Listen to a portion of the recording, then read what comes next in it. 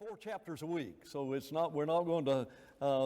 Some of the chapters will abbreviate, obviously, and won't be able to discuss every one of them in detail.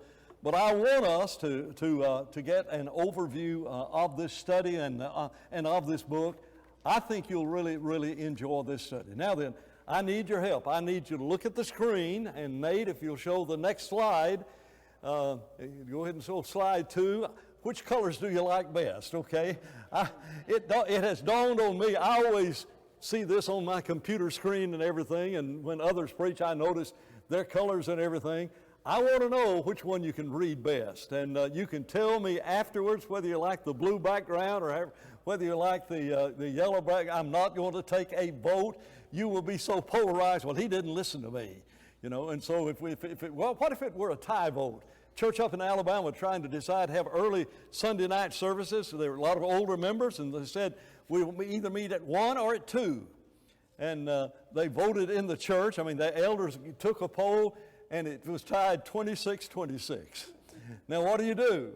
Well, they decided to meet at 1:30 is what they decided, and I guess that's a good compromise, or it could have been. It was 30 minutes apart, and they decided at 15 after the hours. But please let me know.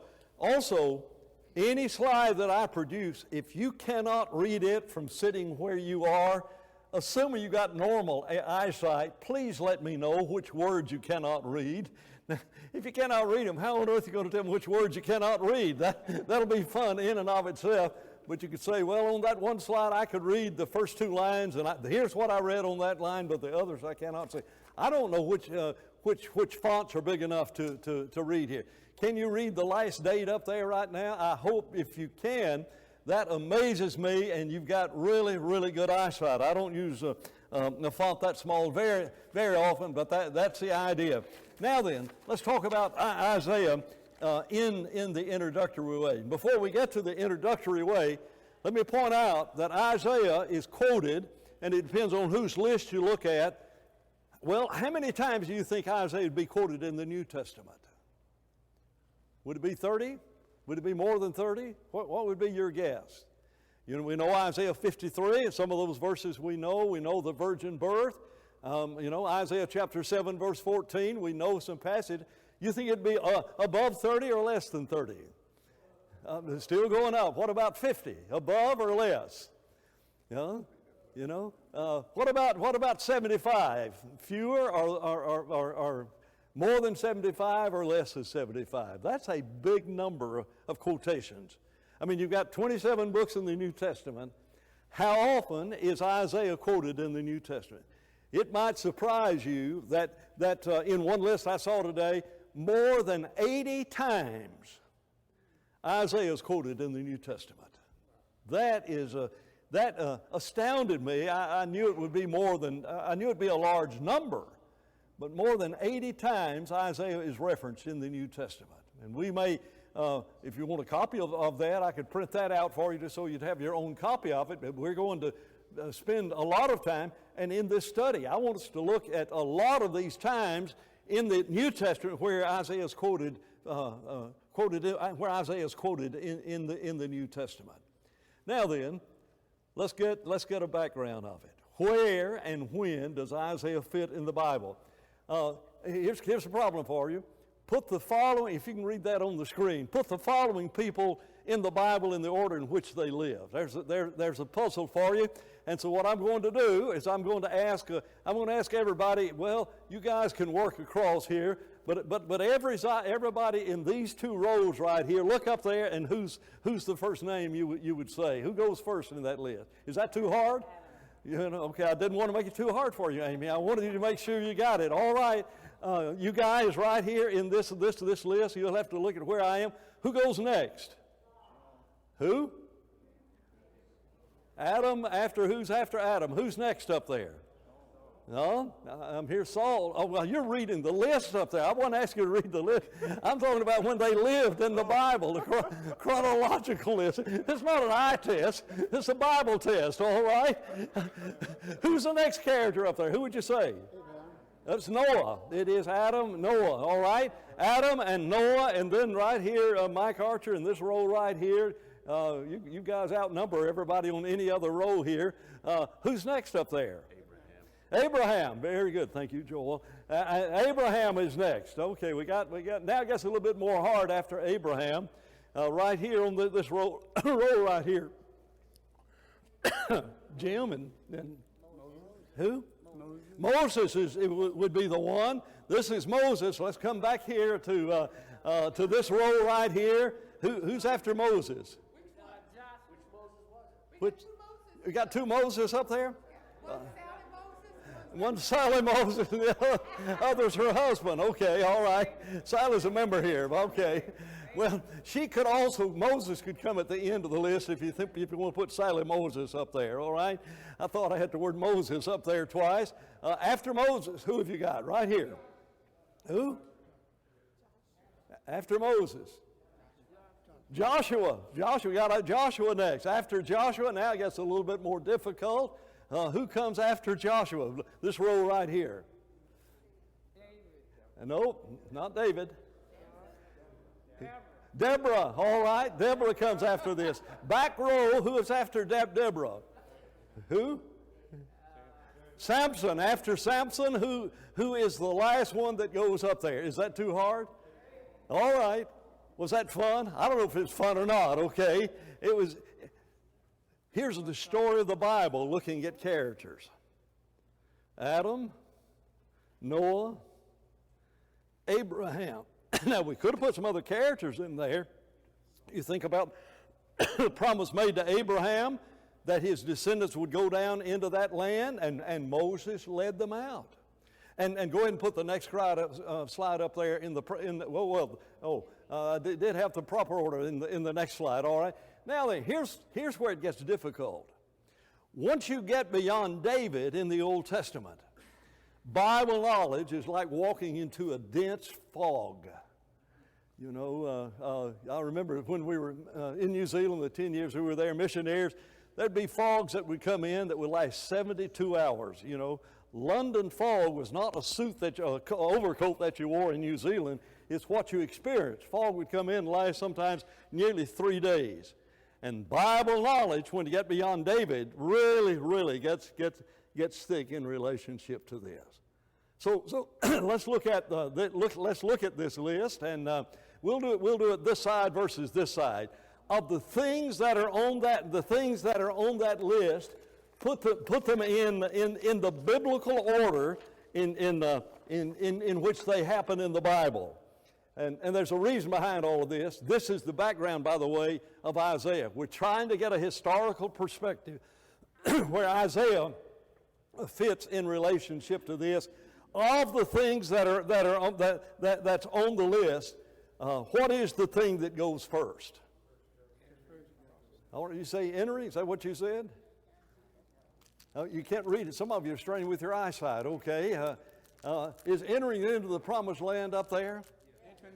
Enter into the good. Way to go, David. That is really good. Okay. Now then, the Jews get into the promised land, and I meant to put a cough drop, and I got a mint. I'm sorry. I'm full of my mint in just a minute. Okay. Entering into the promised land. Next thing after that. Who takes them into the promised land? It's Joshua. Joshua does. I don't know where my throat is going. Joshua enters into the promised land. Now they got to have some kind of government. What's the first kind of government they have? They have judges. Second kind of government they have is the kings. And that king allowed them to have a united kingdom.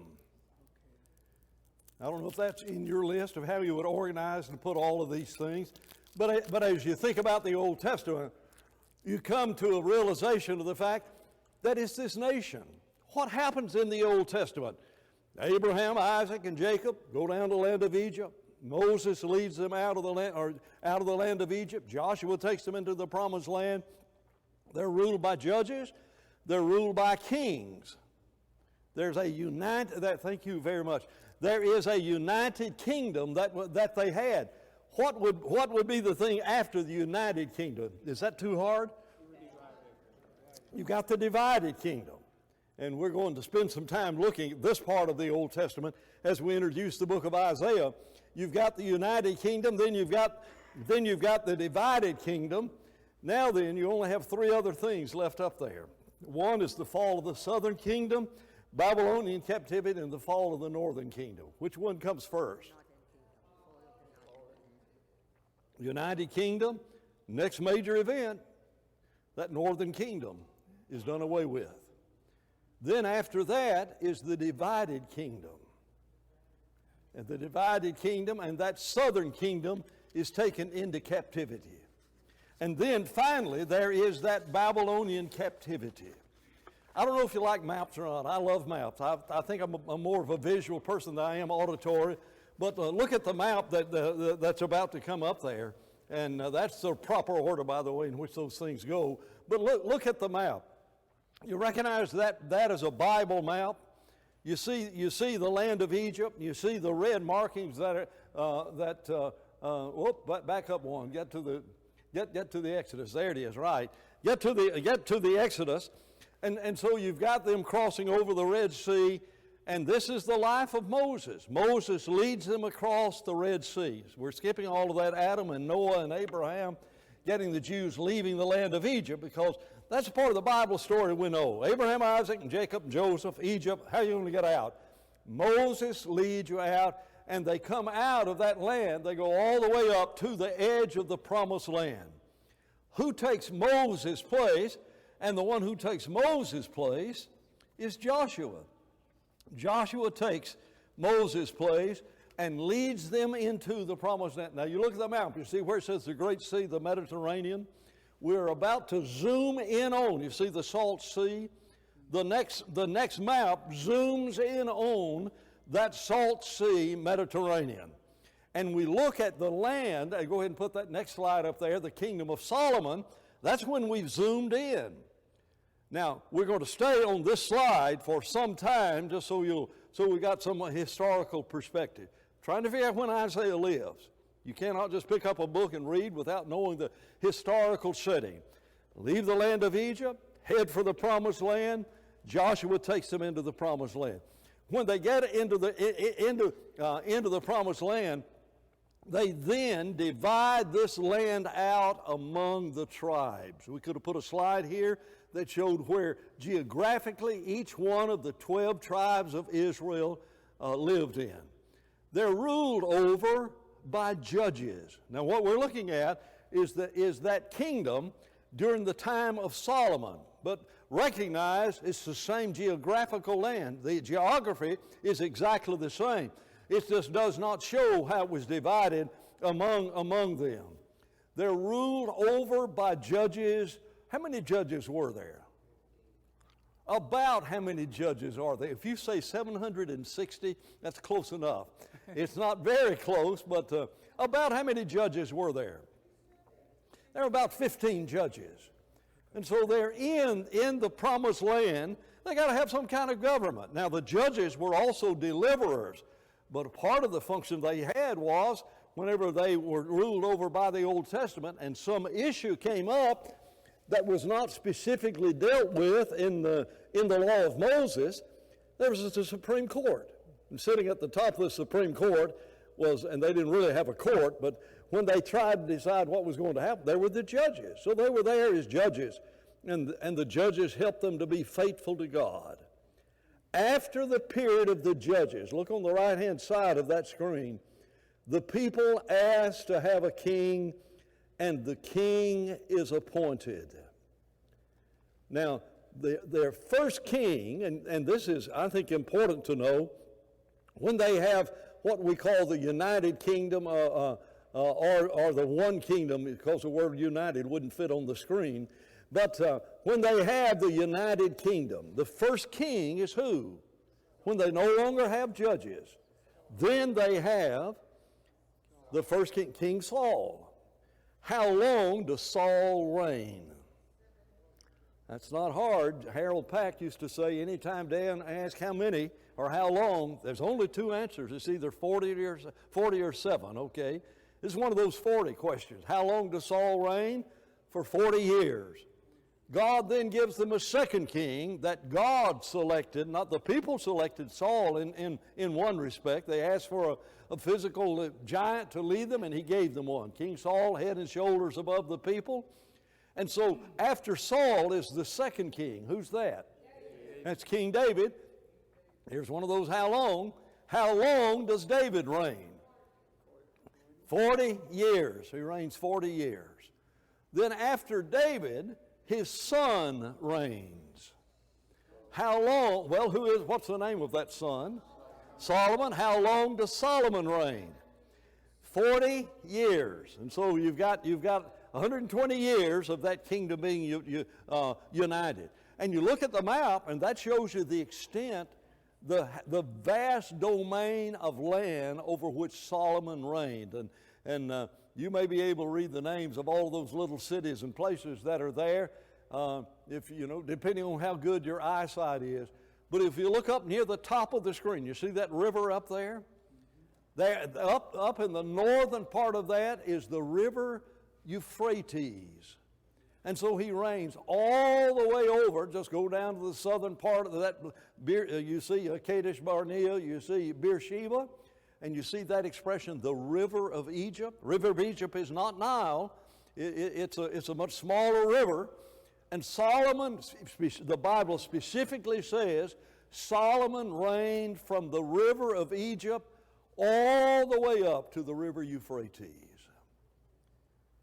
And then the kingdom is divided.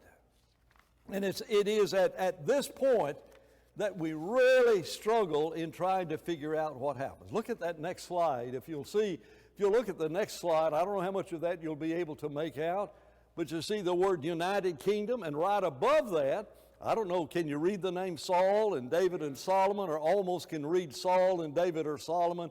Now, I don't know if you can read it on the back row or not, but this is somebody else's chart and not mine. I would have tried to make that font a little bit larger and everything. But you've got a United Kingdom. And so what you have here is a timeline that shows you the United Kingdom. What's the history of the Old Testament? I'll make of you a great nation. Abraham, Isaac, and Jacob, promise made to them. They go down to the land of Egypt. Moses leads them out. Joshua leads them into the promised land. They got some sort of government of the judges for about 350 years. Then they asked to have a king, and so they have the United Kingdom for 120 years. This is not when Isaiah lives. He lives after this period of time. But whenever Solomon dies, that kingdom is divided, and it becomes the kingdom of Israel and the kingdom of Judah. Look at the next slide. It's the map. There's Solomon's kingdom, and so it's divided. They rebel against the house of David. They tell the house of Solomon, they said, we don't want any more of we do not want the descendants of David and Solomon to rule over us. And so they select another king. We'll talk about him in just a minute, talk about his name. But about 931 BC, that kingdom is divided. Solomon, who had such a massively powerful influence in the world, probably the greatest kingdom in the world at that time. Richest and most influential kingdom in the world at that time is the kingdom of Solomon. But when Solomon dies, the kingdom is divided into two kingdoms. And if you'll see the word Israel there, that's the northern kingdom.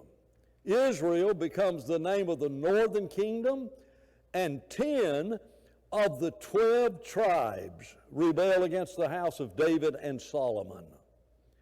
And this is where it gets foggy in our understanding of the Old Testament. But it's really critical because there are some words you need to understand. At this time, the word Israel almost always refers to that northern kingdom. And then the southern kingdom is the kingdom of Judah. And when you look at that map, the kingdom of Judah looks like it is really, really a powerful kingdom. But the reality is, they began to lose all of that kingdom that Solomon had. And that southern kingdom, you see where the word Judah is about the size of Palm Beach County. That's about how big the southern kingdom is.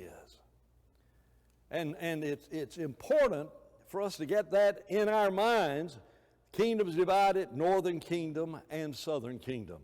Now, if I'm not mistaken, let's look at the northern kingdom. And when you look at that northern kingdom, go ahead and look at that next slide. You see all those little faces? You can't read any of those names. If you can, your eyesight is exceptionally good. But how many little faces are there? Can you count how many little faces there are in that northern kingdom? How many kings were there in that northern kingdom? There were 19 kings in the northern kingdom. And so what you have is a timeline. We've just taken the southern kingdom off, looking up at that northern kingdom. And we're trying to get over to where Isaiah lived, so we got a historical perspective, historical background in relationship to that. So from 931 BC, when the kingdom is divided, you've got that northern kingdom, and there's just one king after another. Some of them just reign just a matter of months, not very long, but it is important as you get into the study of Isaiah that you understand the capital city. Don't put the answers up there yet. The capital city of that northern kingdom. Wonder which of those cities up there would be the capital city. I'll tell you the answer. It is Samaria. They can't go to Jerusalem. They began to worship their own gods up there in that area. But the capital city becomes Samaria. And the principal, largest tribe becomes Ephraim. That's important to know. Because when you get to those last 17 books of the Old Testament, the books of prophecy, beginning with Isaiah, sometimes God refers to that northern kingdom as Israel. But sometimes he'll talk about the sins of Samaria. That's not the city. That's that entire nation up there. The sins of Ephraim. That's that entire northern kingdom. So when you read those last 17 books of the Old Testament, and you begin reading about Israel, or you begin reading about Samaria, God's talking about that northern kingdom. We do that in our land. We talk about, well, what does Moscow say about this? How does Tokyo feel about this? What do we talk about? Principal cities, and that city represents the entire nation. And so the Old Testament prophets, when they'd want to talk, and Isaiah and others, when they'd want to talk about that northern kingdom, they'd call them Israel. Sometimes they'd call them Samaria, but oftentimes they would call them Ephraim. And so that northern kingdom is there, and the name of that first king, when Solomon dies, he has a son named Rehoboam. Will that help you get the name of the northern kingdom? If I say Rehoboam was the first king of the southern kingdom? When I was a kid studying the Bible, I thought they were identical twins, just because their names rhymed. You got Rehoboam, you got Jeroboam. I sure thought they were close kin, if not brothers, and maybe identical twins. Nothing at all to do with kinship. But when Solomon dies, that vast northern kingdom, you got to understand, population-wise, geography-wise, 80 to 90% of God's people turned against Jerusalem, turned against worshiping God in Jerusalem, turned against David and Solomon, and 80 to 90% of that kingdom just headed out their own. How many kings? 19 kings. How many were righteous? Not a single righteous king in that northern kingdom. When they left God, from 931 until 722 BC, when they left God, goodbye God, and they never were faithful to God forever. If you want to understand the mercy and the patience of God, talk about long suffering and patience is what we're trying to emphasize this month in some of our classes and lessons. The emphasis is press on to dealing with each other. That has to do with being long suffering with each other. Look how long suffering God was. 931 to 722 BC is how many years? About how many years is it? Well, is that a better question? About 200 years. And never was there a godly king. And yet God was up there begging them to come back to Him, begging them to come back to Him, and they would not to come back to Him. Isaiah lives during the time of this divided kingdom. Let's go ahead and lock him in here. Isaiah lives. What happened to that northern kingdom? Well, that northern kingdom was taken captive and was taken captive to Assyria. Let me just stop here long enough to point out, and it'll help you to get this in your head, that there is a country called Syria that is immediately north of Israel and Judah. There is that country called Syria. Nate, if you could go down to, I think it's slide number 17, if that shows the Mediterranean as it is now divided. Might give you some idea because this has got the modern names of those lands over there. You see where Israel is down. This is the modern map. Promised land, Mediterranean Sea. See the Mediterranean Sea, the Great Sea. Over there, you see, you've got Israel. Little green area is Israel. That's the modern map. Immediately north of that is Syria. And so Isaiah is going to talk about the Syrian kings. They were the real threat to the southern kingdom. I mean, they were just arch enemies almost the whole time. And so in that part of Bible history, you keep reading about the country of Syria. And that's that land that is immediately north of Palestine. You got that locked into that, because this map does not have Assyria on it. So Nate, if you go to the last slide, I think it's the next slide, slide 18, you see the word Assyria. You see it sort of right in the middle of the map. Now look down, and you've got Jerusalem. You see the word Damascus immediately north of Jerusalem. Damascus is the capital city of Syria. Now, that's important to know, but it is not.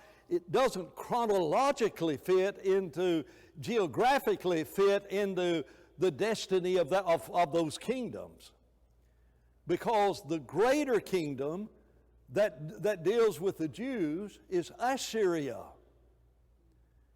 You see where Assyria is? Do you see in Assyria? I don't even see the name Nineveh there. Nineveh is the capital city of Assyria. And so if you can see where Syria is, you see it. It's just right above the word Damascus is Syria, and then north and east of that is Assyria. Now let's go back to that northern kingdom. Go back to that previous slide. I don't even know the number of it, Nate. You'll have to go back to it. Here's the summation of it. There's the northern kingdom. Some of you are using your phone to make copies of it. This would be the one I'd make the copy of. You've got the northern kingdom. And because you have that northern kingdom, we've got notes there that are important in relationship to that northern kingdom. Capital city, Samaria, largest tribe, Ephraim. That is important, because when you read those last 17 books of the Old Testament, he's going to talk about Samaria. He's not talking about the Samaritan woman. That's the New Testament. He's not talking about that. And so he's going, but he'll call that nation Ephraim, just like that southern kingdom is called by the largest tribe in the southern kingdom, Judah. The northern kingdom was called by the name of the largest tribe in the northern kingdom, and that is Ephraim. The first king of that northern kingdom is Jeroboam. 19 kings, none of them were righteous. What happened to that northern kingdom? In 722 BC, 931, whenever Solomon dies, to 722, 200 years, 19 kings, not a godly one. God finally says, I've had it up to here. And so God allows the Assyrians to come and destroy that northern kingdom, and it ceases to exist. That's the end of that northern kingdom. 80 or 90% of Solomon's kingdom, it's curtains. All you got, little right down the southern part, where you've got Judah, Jerusalem, Judea, the New Testament way to describe that, the size of Palm Beach County. And so the lineage of Christ and the God's dealing with the Jewish nation is not with the northern kingdom. God is following the history of that southern kingdom, and the history of the Bible has to do with that southern kingdom. Well, why even mention the northern kingdom? Of course, you've got to know what happened to all the Jews. I mean, they're really a small kingdom. I think that slide we looked at before showed the Persian Empire and showed how big the Persian Empire was.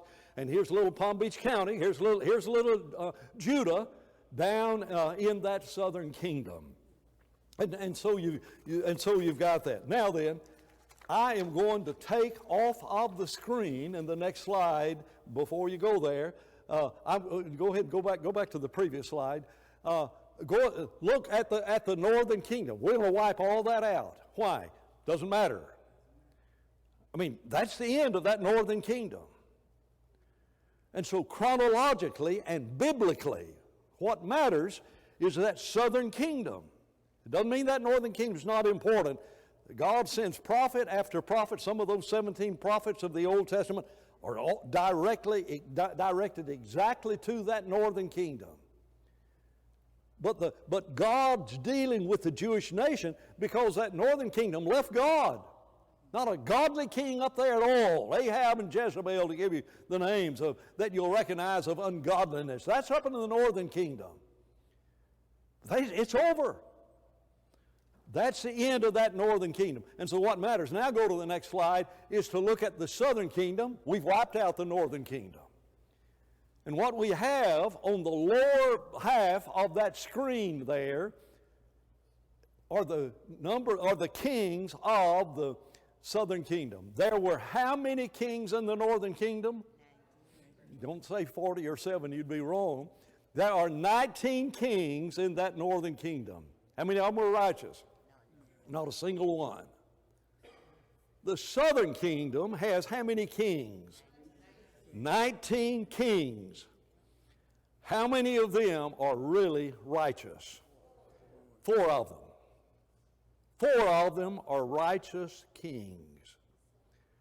Where on earth could I find a list of those southern kings? Look at the begats. Look at Genesis chapter 1. If you want a list of the kings of the southern kingdom, it's not entirely complete, but if you want to know the names of the southern kings, look in Matthew chapter 1. Matthew chapter 1, you've got Solomon in verse 7. And on the screen, you'll have a Solomon's son, and I don't know if you can read those names that are there, but here is the list of the southern kings. So if you read about some of these kings in the Bible, where they fit in, here's a good place to go and to look. So Solomon in verse 7 begat Rehoboam. Rehoboam, Abijah, Asa, Jehoshaphat, Jehoram, Uzziah, Jotham, Ahaz, Hezekiah. Hezekiah begat Manasseh, Amon, and then we got down to Josiah. Now then, you have a list of almost every one of those southern kings in the order in which they lived. Got that? I think we have a slide that gives the details of that southern kingdom if you want to look at that, and then we'll try to get to the book of Isaiah. Northern kingdom, name of it was Israel. Name of the southern kingdom is Judah. The greatest city, the capital city of the southern kingdom, Jerusalem. The first king of the southern kingdom is Rehoboam. 19 kings, and there were 4 that were righteous. Where did they go into captivity? They were not much better. Over 200 years, that northern kingdom existed. All of that time, and didn't have a godly king there. There were some righteous people. Remember Elijah? He's a northern king. Prophet, probably not a king, but he's a prophet to the northern kingdom. Faces down the people of Baal, and he's asked God to take him. I'm the only righteous one left on the earth. And the Lord said, wait a minute, how many other righteous people out there you don't know about Elijah?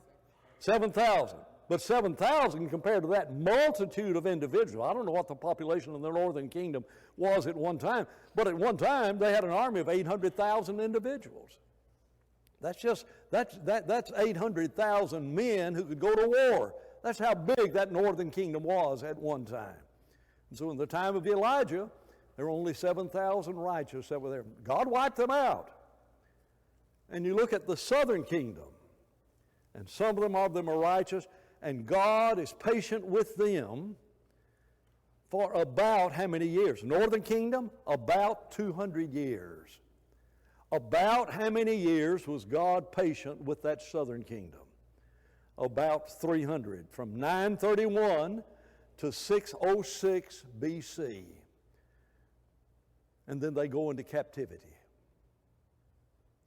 Look at Isaiah chapter 1.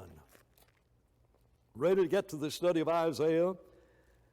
Isaiah chapter 1 helps us understand where Isaiah fits in the picture.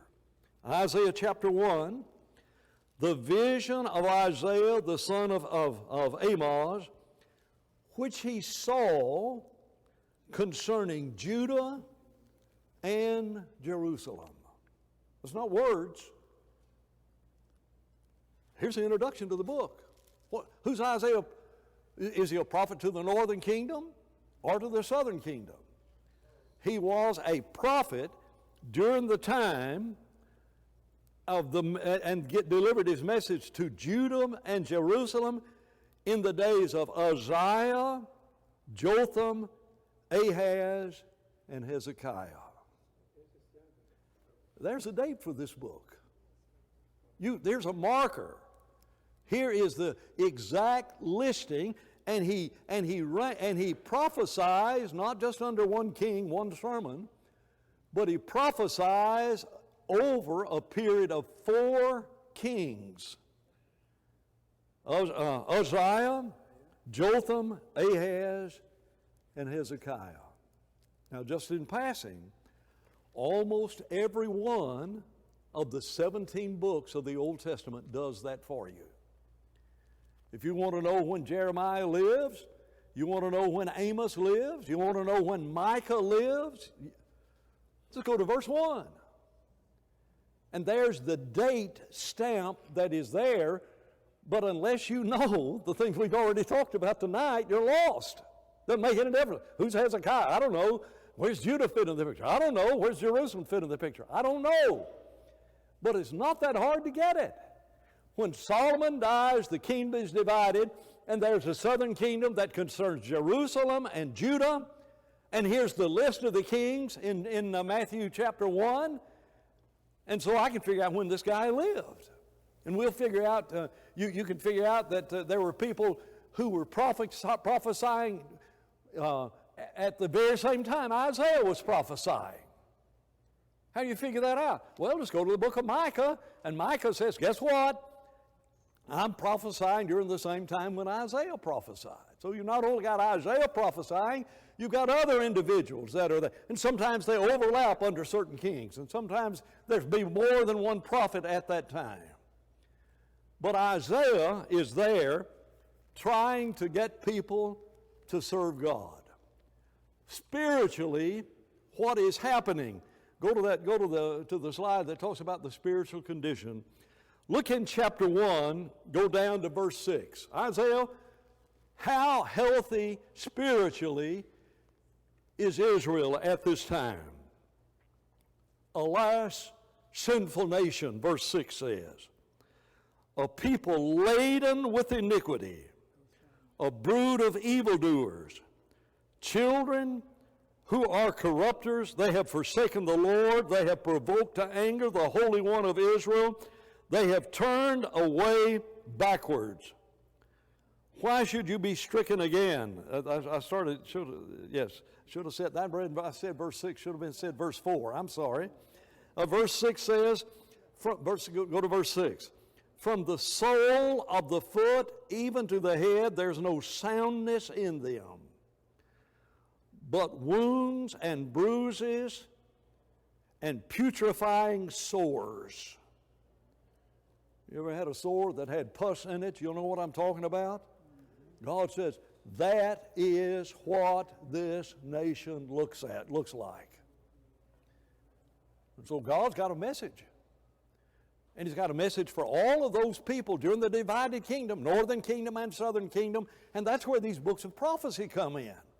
But you got to study the book in relationship to the things that are happening that's there.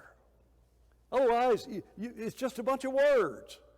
And when we study the Bible, we get to that dense fog, and we don't know northern kingdom, southern kingdom. We don't know if the northern kingdom is good, if the southern kingdom was good, northern kingdom was bad. How bad was the northern kingdom? What's the spiritual condition of the southern kingdom? I want to tell you, if you've got 19 kings in the southern kingdom and only 4 of them are righteous, how bad is the southern kingdom? The top of their head, the sole of their feet. There is no righteousness to be found within them. He says, these wounds and bruises and putrefying sores, they have not been closed up or bound up or soothed with ointment. Nobody is addressing the sincere heart of this southern kingdom. And that's where we're headed in this study. I don't know how you feel about it, but I believe getting that historical background will help us understand this. If you don't get it, you're really going to struggle trying to figure out what's happening. But it's not that hard. Now, in the process of preaching to that southern kingdom, during the times of Uzziah and all the way down to the time of Manasseh, during that time of prophesying, he's going to give promise after promise of the coming of Jesus. You want to know why there are more than 80 references in the New Testament to Isaiah? Isaiah is the messianic prophet. That's it for tonight. I think some of the classes are dismissed, and maybe the bell rang and I didn't hear it, but